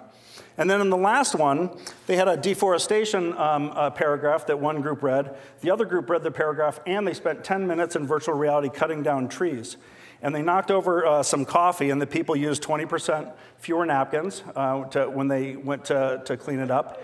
And they tracked their paper use for 3 months. And after 3 months, they still had a statistically significant difference in their paper usage. So this is really encouraging to us. Measuring behavior change around things that we have attitudes towards is tough, but these things give us really good hope that we might be onto something with VR. So starting about 4 years ago, we started to see the first VR empathy-based experiences come to the mass market. And at the Sundance Film Festival, a woman, a filmmaker in Los Angeles, debuted these two films. The one on the top was called Hunger in Los Angeles, and it's an experience. I have it on our Vive. You can try it later if you want. And it's an experience of standing in line at a food bank, and a person in front of you has a seizure, and he falls to the ground, and people don't help. And in fact, some people use that as an opportunity to cut to the front of the line. And it had really, initially very powerful responses. It won an award at Sundance, people saying, that it made them cry and that they really felt the aggravation of being in that line. And then there was another group that really panned it, and they said it wasn't realistic enough. I didn't like the way the faces were, the bodies were the wrong size, the audio was distracting. And so that we still don't know, was that the result of just a fledgling effort, and it was one of the early films that was, or graphic experiences that was done this way, or was it truly, just that there are some inherent flaws in VR? And it's still too young. We just don't know. The second one is called Project Syria, and it was the same development group that made it, and it's the experience of being in a Syrian refugee camp. This one was not as well received, in part because people, Syrians said the characters in it look like white Americans, and they found that it wasn't nearly as well received. Then 2 years ago, we moved into a new genre with virtual reality, and that's the 360 video documentary films that were designed to build empathy in a number of different areas. And these are primarily played on the cell phone. The New York Times has a huge library of them. The United Nations now has a library of them. Time Inc., all of their magazines, they have a whole series of these things. And it's everything from, a day in the life at an Ebola village that's suffering an Ebola outbreak, or this Clouds Over Sidra, which was also an experience in a Syrian refugee camp that was in Jordan, but it was actual video, and it followed a 12-year-old girl who was in that camp. Now, there's some interesting things that happen with this. The filmmakers were able to get it and show it at the World Economic Conference, which is an offshoot of the UN. That's the picture on the bottom. And it's a huge conference where basically it's a fundraising conference. And what they found was that at that conference, the revenue that was generated for the Syrian causes exceeded the estimates by 70%, and they raised $3.8 billion for these causes. So a huge increase. UNICEF then took 30-second snippets of that film, and they gave it VR headsets to their street fundraisers and had them show it to people. They found that their fundraising doubled by using this film. Amnesty International, the Clinton Foundation also reported tremendous increases by using virtual reality films. And PETA is using VR outside of zoos and places like SeaWorld to convince people not to go in. They haven't released their data, but they say it's been very, very effective. Raises another question. Is this just because VR is new and it's a novelty, or is there something inherently powerful about VR? And the answer is probably both, but we just don't know. Uh-oh. There we go. The last area, which is brand new, is interactive video. And so this is taking the 360 video that you've probably seen on the Google Cardboard or things, like the Clouds Over Sidra, and taking it a step further. There's a company in Pittsburgh that we're actually working with, and they developed their prototype as a simulation where you're at a bus stop, and you're waiting for the bus, and you see an act of police brutality where they are harassing and then eventually beating up a black man. And the way that the thing unfolds, it's sort of like a choose-your-own-adventure, if you know those old video games, where from time to time options of what you can say pop up, and then you say them out loud, and the voice recognition software will take you to different places in the video to either escalate or de-escalate the situation. And what was interesting when we saw them for the first time, I've done a lot of VR, because this is a lot of the work that we're doing. When the cop in this scene turned and came to me and started yelling at me, and I said something on the response list that pissed him off, he pulled his gun and said, hands up, and instinctively, just reflexively, I put my hands up. And they said that about 70% of the people that experience this all put their hands up doing it. So it tells you just how powerful VR is at really putting you in that situation. My heart was racing when it was going on. So what's the current status of the industry? Well, right now there's an explosion of films and different experiences. Like I said, the New York Times, if you go to YouTube, there's probably 10 dozen films out there. Some of them very good, some of them not so good, but there are a ton of them. And it raises the problem is that there's been little to no evaluation of these films. Everything we hear is anecdotal on them. People say, oh, well, everyone was moved to tears. People told us how great it was and what an impact it had on them, but there's really been no formal evaluation. And of course, the film industry has always resisted any efforts, to actually evaluate their films in any sort of, methodologic way. But I think it's an area that if we are actually going to use these films in schools and things like that, we need to know if they're effective beyond just whether or not they raise money. Because raising money tells you that it had an effect initially, but it doesn't tell you whether that effect lasted. And that's really the, ultimately what we're after. Can you change attitudes and have that be sustained over time? So the body of research is still quite small on virtual reality. They're starting to do bigger studies, and now that the equipment is affordable, we can do studies with broader populations. The group at Stanford is doing a number of new studies, including one that's in the photograph on the bottom about an experience of becoming homeless. And you're a person that is forced to sell off some of your possessions after losing your job. And I won't tell the rest of it because I would invite people to come to our center if you want to be a part of that study and try it out. Google is doing an exciting project that we're working with them on implicit bias for police training about shoot, don't shoot scenarios. And as I alluded to, there's just a lot of commercialization of products without any validation of them. So people saying, oh, I'm going to have an empathy building platform that I can use in diversity training with a corporation, and I'm just going to sell it. But those things haven't been validated at all. So we really don't know to what extent they're working. Another area where I think we're going to see a big explosion in the coming years is with professional training. Here on campus, there's a number of people that are working on building clinical empathy for nurses and doctors and dentists. Looking at gender, race, people are using virtual reality as gender, race blind hiring, so that you can do an interview with somebody in a virtual environment and you don't see them and it changes the voice, so you don't know what gender they are. You don't really know how tall they are, whether they're attractive. You don't see a wedding ring or things like that, so that the interviews are done purely on the person's experience and qualifications for the jobs. Simulated patient interactions. The Department of Psychiatry has some exciting plans with that. Military is doing pre-deployment stuff, looking at some of these videos before they send people to a war-torn region to understand the culture of what's going on there. Again, hasn't been evaluated yet, so we don't know ultimately whether that's going to be effective or not. And then there's some neat things happening with respect to mental illness simulations. There's a group that did an experience of what it's like to be schizophrenic. They had 100 people with schizophrenia who informed the development of this, and they did different iterations of it. And they would come back and say, okay, did we get it right now? And they say, nope, you got those parts right, but this part's wrong. They would go back to the drawing board and kept doing it until they got it right.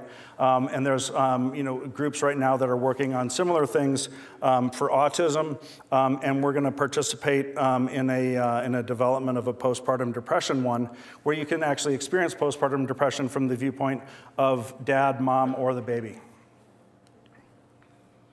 So I'm almost to the end, but there's a number of challenges that we're facing as far as real-world implementation goes with this. So there's some exciting stuff, but we're not there yet as far as having it out in every household and every business and every school using it. As I've mentioned over and over again, there's just a real lack of user-informed, evidence-based content, and that needs to be really the focus of the industry, I believe. How do you get people to see it? You can put things on YouTube, but by and large, you're preaching to the choir. The people that are going to see those videos are not necessarily the ones that you really want to reach, we don't think. And so there needs to be some sort of plan for how you're going to actually get this.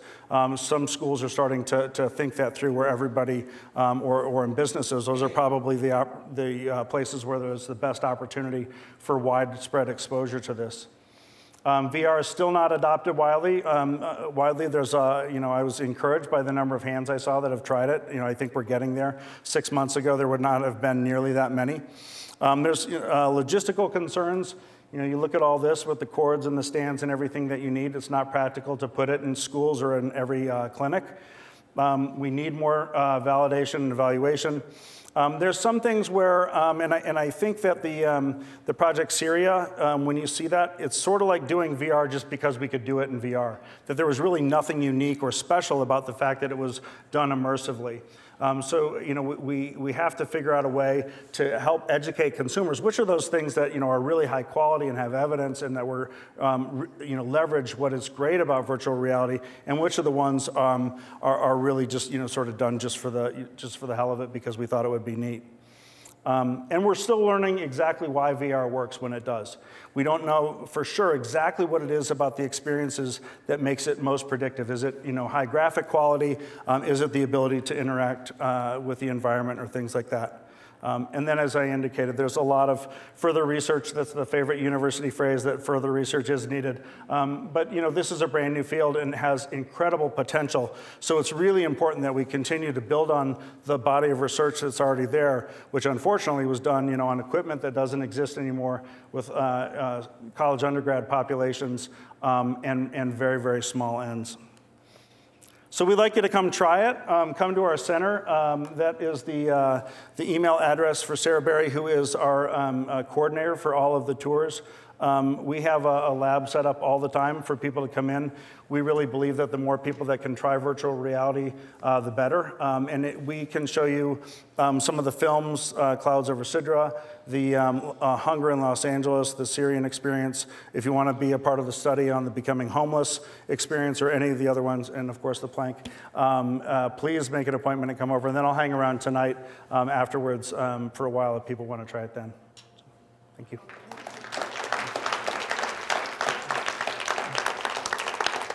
I'd like to ask the three speakers to come over and be part of a panel. We're going to be asking questions and talking to you. So Matt, and Brenda, please come over. And I want to thank you all for coming. I think it was a great and very innovative program tonight. It was wonderful. Just to tell you, our next program is coming up, and given the opportunity to tell you that it is November 28th, and the three speakers next time will be Dr. Nanette Santoro, who is the head of OBGYN, talking on the topic, Help, Menopause has taken my waistline away. Dr. Marc-Andre Cornier talking about, is your brain to blame for overeating, and can we do anything about it? And Dr. Huntington Potter talking about Alzheimer's and what we can do about that. The focus is on the brain in many different ways, and I think it'll be a wonderful additional program. Again, thank you all. We're now going to have questions for the panel, and if people want to come over and try after we're done, if Matt wants to show you how to use his device, it sounds incredible. I'm afraid to try it. I'm afraid to walk off the plank, but now I want to, because Brenda did it. So. I'm a high school English teacher, and I recently had a student tell me that she felt that my class was trying to teach her empathy, and you can't be taught empathy. And I really thought hard about that, and it seems very much that you all disagree. Is there a simple way that I could respond to her? I can start, I suppose. We get this a lot in medical training, and the reason we get it, reason we get comments like that is in part because we tend to take students who enter medical school with a pretty high degree of empathy, and over the course of 4 years or 8 years, we drive it out of them. And so on the one hand, that's terrible. On the other hand, it is a counter to what you're saying, right? If we can drive it out, then we can also foster it. So I think the evidence suggests that you actually can support and foster empathy. You may not be able to create it out of whole cloth, but I don't think you have to make it out of whole cloth. We are born empathic human beings. And what happens is we have experiences that cause us to become cynical and less empathic over time. But if you create a learning environment that supports it, it will blossom. In the same way that if we create a learning environment in medical training that suppresses it and creates cynicism, you can squash empathy as well. But to my mind, the answer to that is, well, if you believe that you can squash it, then you should also believe that you can foster it and help it to grow. I would agree with that, and I think you hit an important point, which is what is the learning context, the environment you create. So I do a lot of training and professional development on diversity and inclusion, and I find that it has to start with me actually enacting from a place of empathy. So one of my ways of being in the world is empathy all around. So for instance, if I'm teaching about privilege, is have empathy for people who haven't been exposed to these issues in ways that I have, and also to slowly bring people into the conversation rather than an immediate sort of, rush into it. For example, how many of you are left-handed? All right. So those of us who are left-handed are probably pretty familiar with how privilege operates because the world has been designed for right-handed people. And so just beginning with that rather than jumping into white privilege, right, is a different approach. So I think the learning context and how you set that up is also crucial. I love that. So it's not white privilege, it's right privilege. Easy for you to say. Are you left-handed? Just depends. I am white and right. Oh, ooh, did you hear what he just said? I got gifts coming from every direction. Yeah.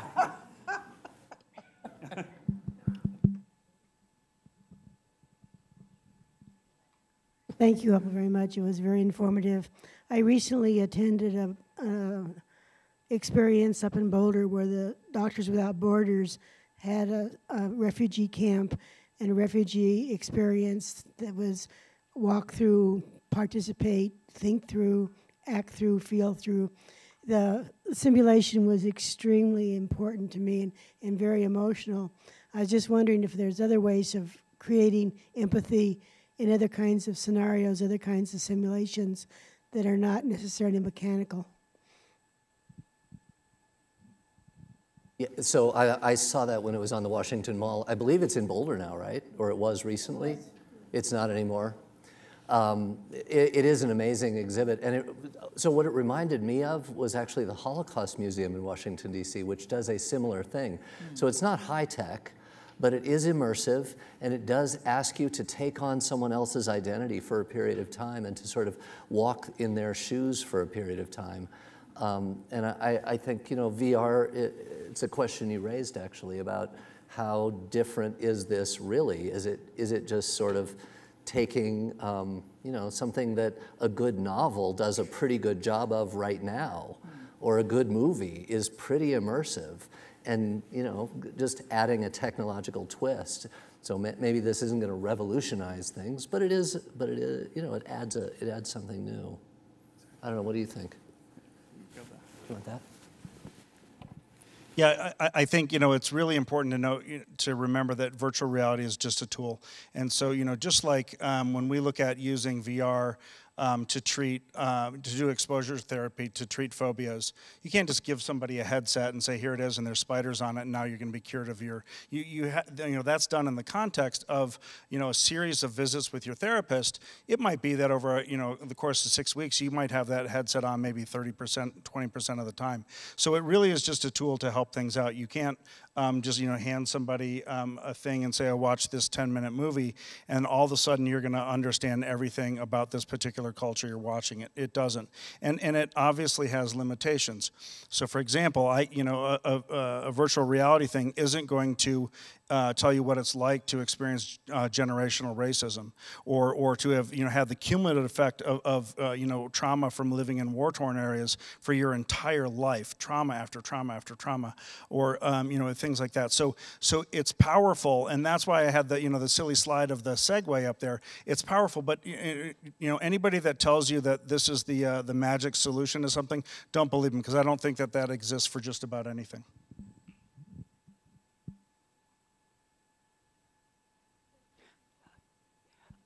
Yes, the discussion of virtual reality is really impressive and exciting in terms of, you know, the next frontier for science and, you know, better living through chemistry, if you will. I'm old enough to remember that phrase.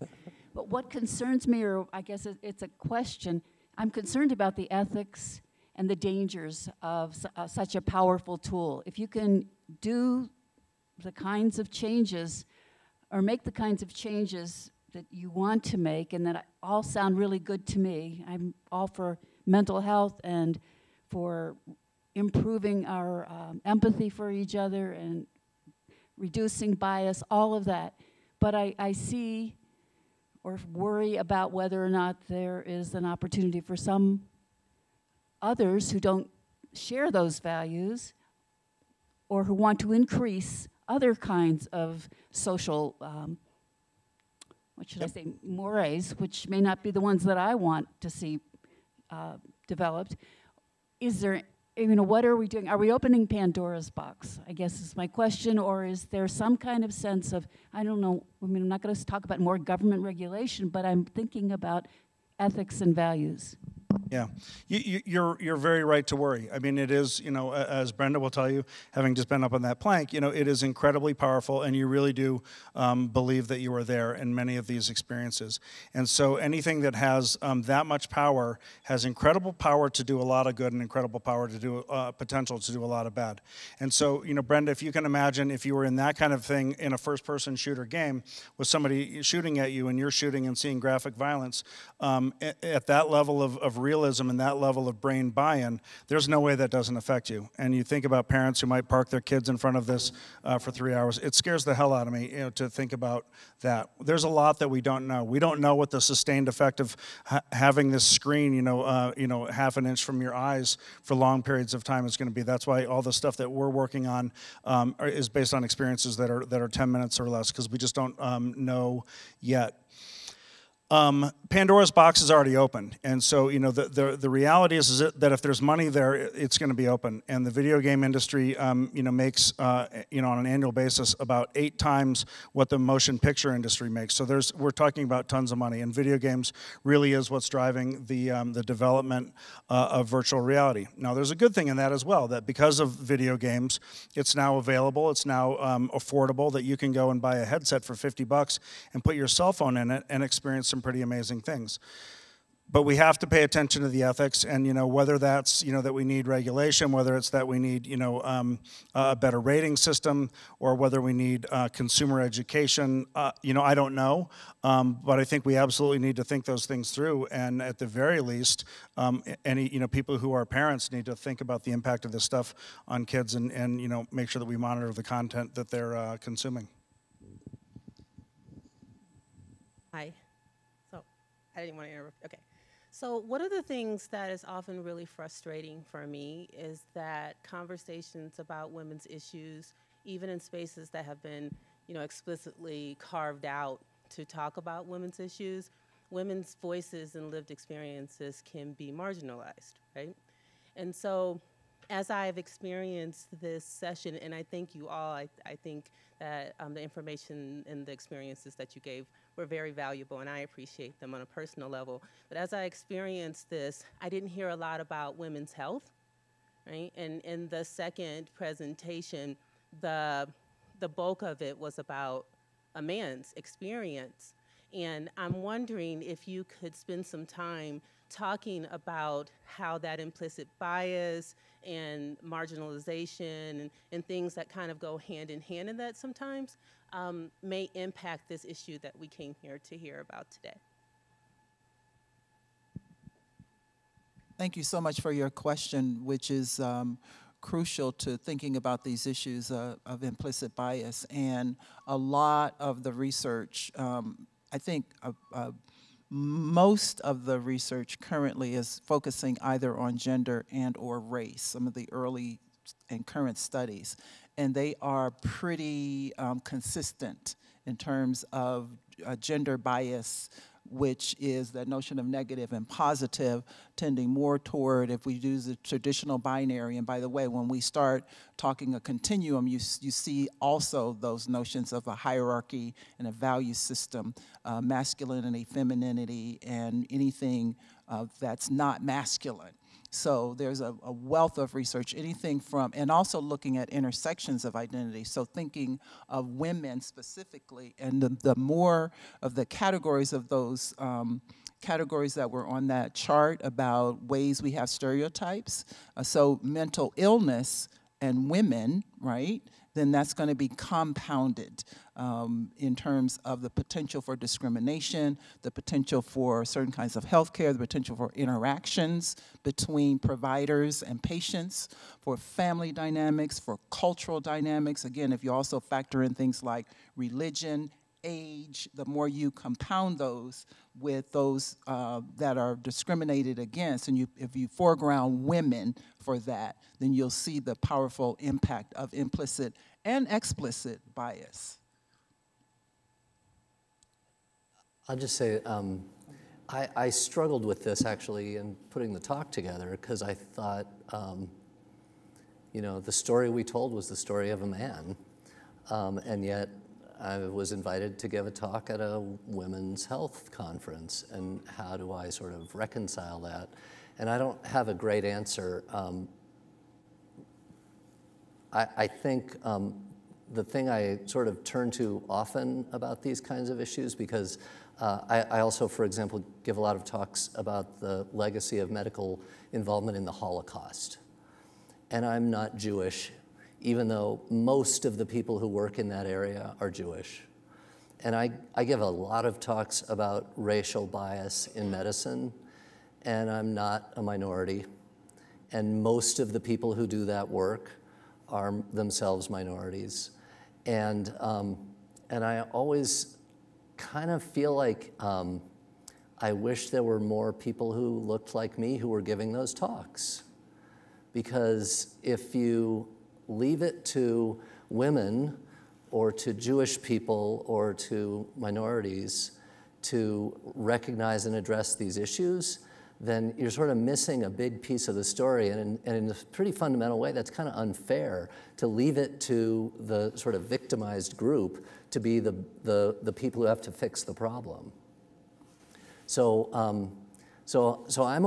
I like talking about this kind of stuff, even though it's kind of uncomfortable to be a white guy talking about, you know, minorities issues or women's health issues. But I kind of feel like we are, you know, it's people like me who created these problems to some extent. So it's my problem, right? It's not a women's problem. It's, you know, in the same way I really don't think racism in medicine is a problem for black people to solve, even though they're the ones doing most of the research and giving most of the talks. It's really a problem for medicine to solve. It's about healthcare. It's about how doctors treat patients, how doctors treat each other. And that's, you know, not limited to being interesting to people who are sort of being victimized by the current system. You know, a great question, and thank you. And, you know, like Matthew, I struggle with it too. And, you know, when I was looking at the research in virtual reality and empathy, most of the studies were done on either, you know, based on ageism or racism. And there was just very little that's been done. I will say that, so it was frustrating. You know, I had the same, you know, sort of, you know, anxiety, and then I reminded myself, well, I'm talking about the actual, you know, ability of this tool to be able to help build empathy and to help have people experience what it's like to walk in a limited way in the shoes of someone else. But it also, you know, as the executive director of this organization, it really, gave me pause to think, here's an area where there's a great need. And so I think, you know, when I think about what we're going to do as a center, we're working with lots of these companies in California and in Pittsburgh and in Boston who are building content for these things. We're trying to help them build evaluation mechanisms and things like that. And they're consulting us on content, because there are a lot of companies that really do want to get it right. And it, you know, it just gave me an issue that I really want to pursue with them, because I think I wouldn't have realized that there was such a dearth of evidence in studies around how this is being used around gender had I not done this, you know, preparation for this lecture. So in that respect, I'm glad I did. So I have a question about this intersectionality that we brought up a minute ago.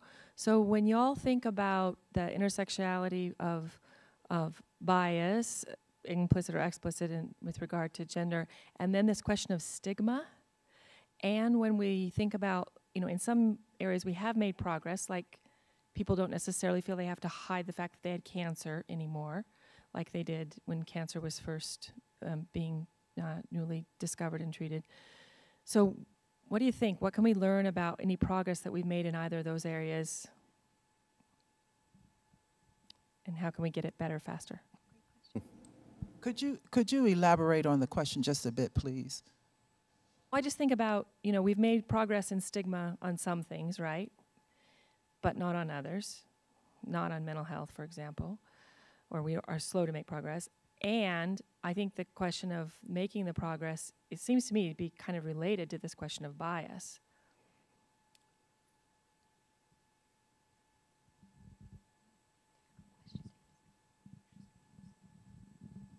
You know, I think before this talk, I would have, for this evening, I would have said, I'm incredibly encouraged about the progress that we're making with respect to mental health stigma.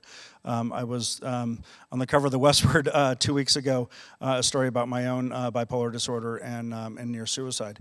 And I haven't received, one negative piece of feedback. Through Facebook, it went worldwide, and I've had, over 300 emails from people, all of them supportive. I asked my 15-year-old if it was okay that we did the interview, and he said yes. He has, I thought, oh, what if he gets teased or things like that? He said everybody thinks it's amazing. And then I see, Matthew's slide that says that, 68% of people wouldn't want me to marry into their family, which I sort of get after the microphone thing, but not because of the bipolar thing. And that, and then you see something like that, and man, it's like, wow, what a sock in the gut that is. So, sometimes I think maybe I delude myself into thinking that we're doing better than we are. I do think we're making progress. I think we're making a lot of progress, but man, do we have a long way to go. I love that you brought up the cancer stigma issue, because I think many people don't know that. Don't know that, 50 years ago, cancer was not to be talked about. If you had cancer, it was embarrassing, today that just sounds weird.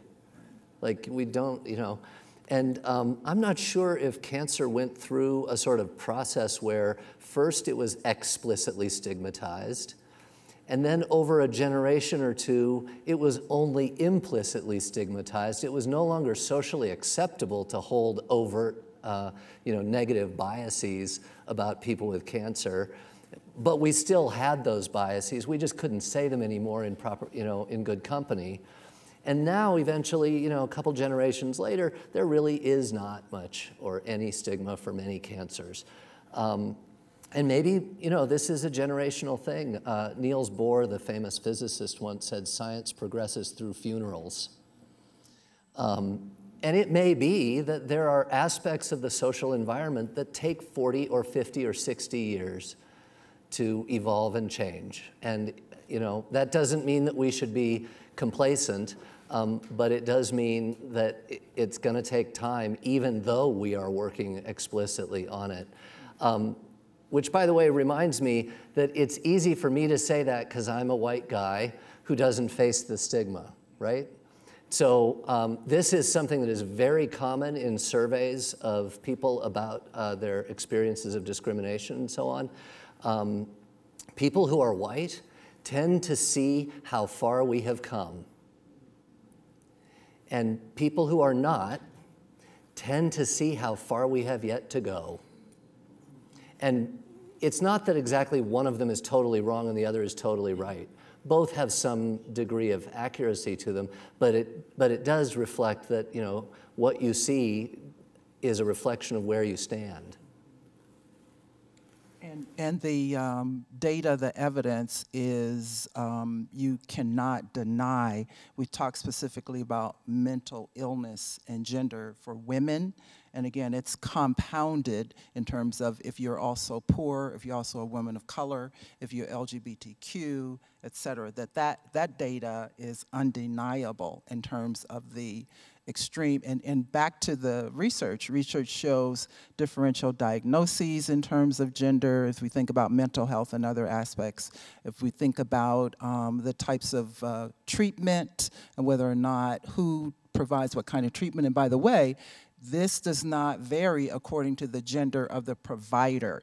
And that's that point I made earlier is one to keep in mind. We've, again, foregrounding gender, but I like to talk about our identities as intersecting because oftentimes, for one, if we say gender, we tend to think we're talking only about women, but we're all gendered. For two, when we think about identity, if you think about my hand as this multifaceted gem, that's all of us. And there are times when we necessarily need to foreground one facet, but even as we do, we need to not lose sight of the others because that's where we see particular implications for anyone who's in healthcare professions is to recognize that compounded potential for discrimination and differential treatment, both implicit and explicit. That also has implications for the kinds of professional training we're giving, the sort of, again, one of the ways to get better at this is to learn more about the specific research that's relevant to your area.